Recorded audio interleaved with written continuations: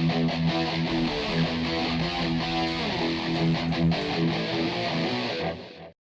guys, I'm Angry for here. So, Extraction dropped on Netflix today, and I've been excited for this for ever since I found out about it. So I decided, today it drops. I decided to watch it. So yeah, I just got done watching it, and wow, it is great. I'm just gonna try not to get into too many spoilers, just in case there's like people watching this that do want to check out the film. But yeah, what I will say is it is amazing. It is a really well made action film. Like the director of this film is a debut director. He started off as a stunt coordinator. So he did like stunt coordination on various Marvel films, and was also the stunt coordinator for Atomic Blonde, and he helped get that stairwell fight made. So the action scenes, rightfully so, are amazing. Like in terms of stuntmen turned directors, it's definitely not quite on the level of Stahelski and Leitch with it with 8711 and 87 North. The 8711 action model is a long takes and shoot it all wide so the audience can see every brutal blow that happens. And that is for the most part used here. Like it's clear to see, it's like everything you can see is clear, but it also kind of borrows a bit from the Raid, where it uses handheld cam to slightly heighten the tension a bit and make everything that's going on seem more fast and frenetic. Works very well and definitely adds to the fight scenes of the film.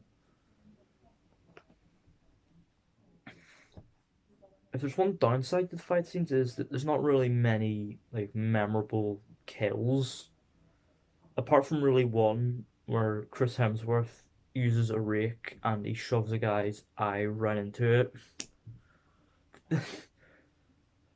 Like that's about like that is so John Wick the way that kill was done. To be fair,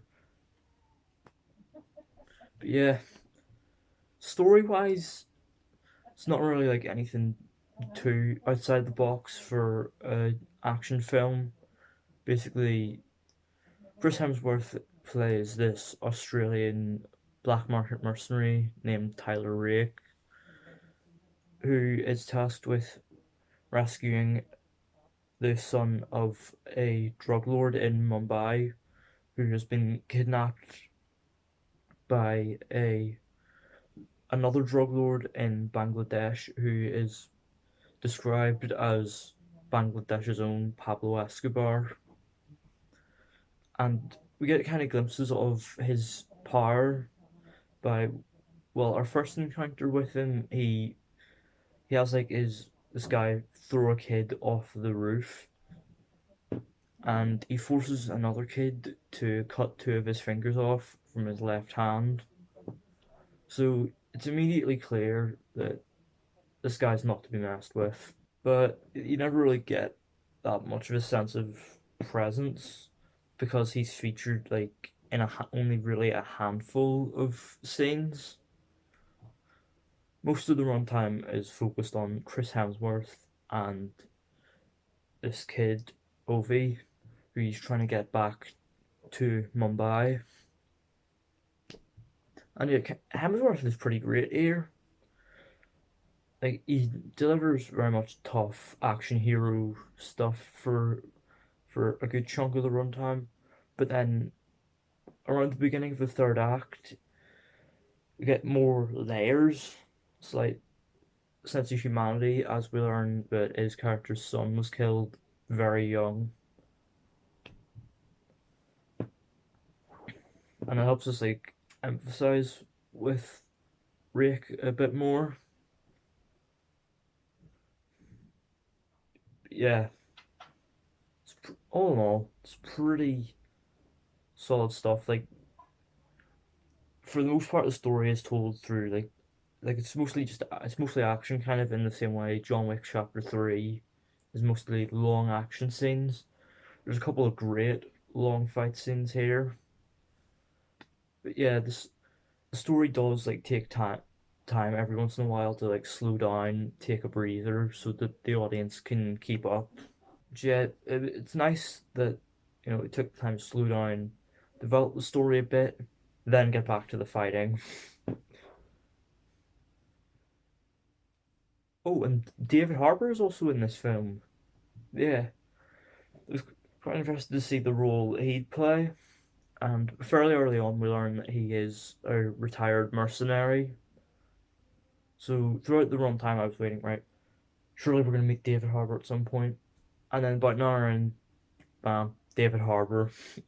Great entrance to the character, by the way. I won't spoil the whole logistics of how his character is, but yeah, his entrance is just great.